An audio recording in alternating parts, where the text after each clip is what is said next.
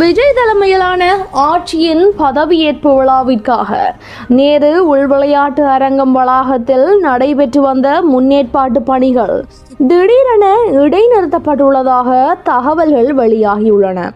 தமிழக வெற்றிக் கழகத்தின் ஆட்சி அமைப்பு தொடர்பான எதிர்பார்ப்புகள் அதிகரித்துள்ள நிலையில் பதவியேற்பு விழாவை பிரம்மாண்டமாக நடத்த ஏற்பாடுகள் செய்யப்பட்டு வந்ததாக கூறப்படுகிறது. மேடை அமைப்பு, பாதுகாப்பு ஏற்பாடுகள் மற்றும் விருந்தினர் அமர்வு உள்ளிட்ட பணிகள் நடைபெற்று வந்த சூழலில் அவை தற்போது தற்காலிகமாக இடைநிறுத்தப்பட்டுள்ளதாக தெரிவிக்கப்படுகிறது. இதேவேளை ஆளுநர் தரப்பிலிருந்து இதுவரை அதிகாரப்பூர்வ அழைப்பு விடுக்கப்படாததே இந்த தாமதத்திற்கான முக்கிய காரணமாக கூறப்படுகிறது.